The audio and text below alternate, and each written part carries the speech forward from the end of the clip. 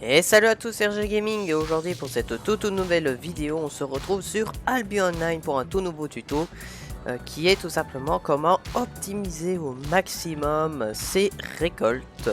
Mais avant, un petit mot merci beaucoup des vues des deux dernières vidéos. Bon, je sais que c'est 10 et 23 vues pour une chaîne à maintenant 414 abonnés, merci beaucoup. Ce n'est pas beaucoup, mais je voyais bien que quand je faisais du Roblox, etc., ça monte pas vraiment. Et qu'il n'y a que ça qui va tout faire monter. Donc, merci beaucoup pour les 414 abonnés et les vues de mes deux dernières vidéos. Objectif, les 500 abonnés. Donc, comment optimiser sa récolte? C'est très simple. Déjà, vous devez acheter les outils de votre tiers. Parce que tout simplement cela coûte les outils ne coûtent pas si cher, mais c'est surtout si vous voulez acheter vos outils qui permet d'avoir un meilleur rendement. Alors, je vais vous montrer dans votre arbre de compétences pour arriver tier 4. Le tier 4 est ici. Pour arriver déjà à tier 4, c'est déjà très bien déjà d'être en tier 4.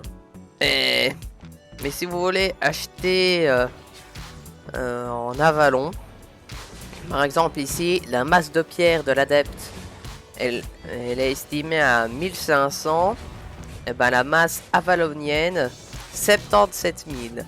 Alors, c'est rentable si vous farmez en zone jaune ou bleue, où vous risquez pas vous faire tuer, etc.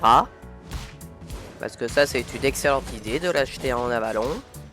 Et ce qui est pour moi plus rentable et moins cher, c'est surtout si vous farmez zone bleue, zone jaune, zone rouge, si vous n'avez pas peur de perdre ce stuff là, voire la black zone, parce que la black zone peut être aussi très rentable, et de tout simplement acheter une tenue. Il faut que vous cherchiez, je vais vous montrer. Encore une fois, quand vous avez débloqué le T4, vous pouvez avoir cette tenue. Casquette de piocheur pour le même marteau. On a tout un équipement qui augmente à chaque fois. Augmente votre rendement de pierre de 0,25% pour la pierre T4 ou moins toutes les 30 secondes. Vous avez cet objet équipé. Donc toutes les 30 secondes, il y a un rendement de plus de 0,25 quoi. Donc ce qui est très rentable, on va pas se le mentir. Et vous pouvez aussi acheter ces sacs à dos qui rendent la masse de vos trucs moins chers. Par exemple pour la pierre T4 ou inférieure. Cela rétrécit le poids de 30%. Mais ce qui est pour moi plus rentable, c'est de prendre un sac du type sacoche de perspicacité. On débloque à force de monter en level. Même s'il coûte plus cher, exemple 3000, 17 000. Mais tout va dépendre de ce que je vais vous dire maintenant. Si vous voulez farmer en zone jaune, vous pouvez prendre la zone jaune ou bleue. Donc toutes ces régions là. Le désavantage, c'est d'avoir uniquement 3 types de ressources. Bois, pierre, peau. Si on prend autour de bridouache, peau, coton et métal. Force sterling, pierre, coton, métal. Donc le seul désavantage, entre gros guillemets, c'est qu'il n'y a que 3 types de ressources.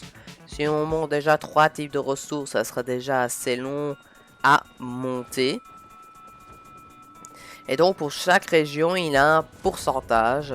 Donc là c'est uniquement sur les ressources T4 et supérieures qui peuvent avoir des raretés. Par exemple ressources T4.1 8%, T4.1 1,6% et T4.3 0,32%. En zone noire, si je dis pas de bêtises, c'est plus rentable. Si on regarde en zone T5, voilà, c'est déjà 12%, 2 fois plus. Ressources T4.1 10%, T4.2 2%, en fait tout est doublé. En parlant d'animal, prenez des animaux comme un bœuf par exemple. Parce qu'il transporte plus de 835 kg, plus ce que vous pouvez porter avec votre sac, combiné avec vos bottes si besoin. Et forcément là, ce n'est pas obligatoire. Et donc maintenant, je vais vous donner quelques astuces pour gagner encore plus de ressources. Si vous voulez simplement obtenir des ressources sans vous casser la tête, vous pouvez tout simplement avoir des travailleurs. Donc je vais vous montrer sur l'île de Guild de Kenny. Et donc ici, vous voyez là les travailleurs. Donc par exemple, celui-ci, c'est un chercheur. En gros, il est spécialisé, quand on regarde dans les registres, il est spécialisé dans tout ce qui est minerai. Donc le principe de ces bouquins, c'est que vous les achetez, de préférence du tiers de votre bonhomme, ou vous achetez directement un rempli à la GDV. Et puis vous allez remplir soit avec les minerais T4 ou 2 tiers supérieurs, c'est-à-dire T4, T5, T6. Et forcément, plus le bouquin va être de niveau supérieur, plus il va falloir ramener de la renommée dedans, voilà. Parce que forcément, du tiers 3, ce sera la quantité de renommée sera plus petite à récupérer que du tiers 4. Et donc forcément, pour que les travailleurs travaillent bien, bon forcément je les ai tous envoyés au boulot ce matin. Mais l'idéal, c'est d'avoir un bon lit. Pour être heureux, chaque travailleur a besoin de son propre lit. Soit de palier supérieur ou soit égal. Donc étant donné que pour nous, le hall de guild est T5, donc on achète du matos T5. Et enfin, il a aussi tout ce qui est trophée. Les trophées offrent un peu de joie aux travailleurs qui peuvent rendre encore plus heureux, qui peut les rendre plus heureux que d'habitude. Et donc une autre activité qui peut être rentable en même temps que de combiner, c'est la faction que je vous ai dit dans le dernier épisode. Donc je vais vous montrer vite fait, dans tous les cas, tout se passe à l'Immersed. Je ne vais pas revenir comment se factionner, etc. Vous pouvez regarder ma dernière vidéo. Et donc comme vous avez remarqué, pour ceux qui ont suivi la vidéo de la faction, je suis désormais servant. Alors qu'avant j'étais recrue. Donc comment j'ai fait, c'est assez simple entre guillemets. C'est-à-dire que on va regarder dans les guerres de faction. Et le principe est très simple, c'est de suivre les mouvements de foule de faction pour gratter des points dans des camps de faction. Donc là par exemple à Spin de Lowood, le territoire est pour l'instant prise par Breedwatch. Et ben là, si on suit là tout le mouvement de foule, donc forcément il faut traverser toutes ces régions. Ben, une fois arrivé, vous aidez à tuer le boss avec tous vos camarades, en étant factionné forcément. Et puis là, vous allez au suivant, puis vous allez au suivant, et à chaque fois vous gagnez pas mal de points. À chaque fois. Ce qui va aussi vous aider à gagner des points ici dans la récompense journalière, qu'à chaque palier vous obtenez des petits drapeaux qui vous aident à avancer encore plus vite dans les grades. Donc avant j'étais là, hein. J'étais recrue et je suis passé servant en 2 jours à peine, en jouant allez, j'ai joué 4 heures je pense, 4 ou 5 heures pour la faction. Donc là j'ai capturé 60 avant-postes. Donc forcément plus on fait de dégâts, plus on obtient de points.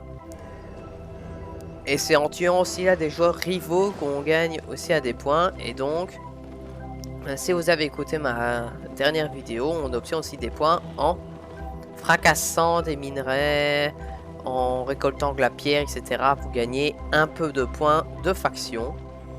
Sachant que vous avez un bonus que j'avais pas précisé, mais quand on est factionné on a un bonus, mais qui s'élève plus vous éloignez de la ville dans laquelle vous êtes factionné, plus le pourcentage de renommée sera plus grand. Voilà. Alors donc maintenant il y a plusieurs types d'endroits où vous pouvez aller. Soit vous allez dans les mistes létal ou non létal en fonction que vous voulez beaucoup de PVP ou beaucoup moins de PVP. Létal, non létal, c'est-à-dire soit qui n'a pas de mort, par exemple si vous prenez en zone jaune et ceux de guerre en zone noire. Où là-dedans, il a tout type de ressources, donc il a non seulement bois, pierre, peau, fibres et minerais. Il en a partout dans les mistes, mais par contre, si vous voulez votre tiers spécifique, par exemple, si vous pouvez récolter jusqu'au tiers 7, et ben essayez de chercher une rareté de feu feuillet.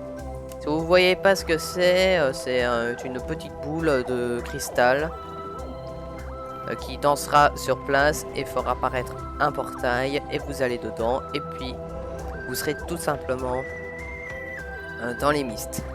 Le seul désavantage des mistes, c'est que vous ne pouvez pas farmer vos points de faction. Cependant, vous pouvez farmer les points pour aller à la ville des mistes, qui peut se débloquer après 50 000 points. Voilà. Pour vous dire, moi actuellement, je suis à 7000 points de la ville des mistes. Bressiline. Enfin, Bressiline, du coup, vu que c'est réputation à Bressiline. Et donc forcément dans les mistes ça rapporte un peu plus de renommée et d'argent que les zones de base. En général il a moins de monde vu que c'est contrôlé par le serveur, etc. Et puis il a les zones noires qui commencent à partir. Le seul désavantage c'est que c'est là aussi uniquement 3 minerais. Mais évidemment le troisième moyen c'est évidemment en zone tranquille. Donc zone tier 4. Où là vous pouvez pas vous faire taper dessus, etc. Ou vous pouvez vous ramener avec tout votre matériel de bûcheron spécialisé, de mineurs spécialisés, etc. Tout ça pour... Tout ça, mais le problème c'est que étant donné que c'est des zones bleues, il y aura sans doute du monde quoi. Surtout si vous êtes là sur le chemin des factions, donc des fois, là par exemple, là, Breedwatch est en train de repousser. Ou c'est l'Immerse là qui repousse, là c'est Breedwatch qui se fait attaquer là. Et en début de vidéo, Breedwatch était quelque part par là, donc ils ont repoussé. Donc si vous êtes par exemple à Ferme d'Elle, vous aurez un courant de Breedwatch qui vient et s'il vous trouve, il vous tue. Et si vous êtes bien sûr en factionné. Merci à tous d'avoir suivi cette vidéo, n'hésitez pas à vous abonner à ma chaîne YouTube. Objectif les 500 abonnés et n'hésitez pas à me suivre sur tous mes réseaux sociaux, on se dit à la prochaine, au revoir.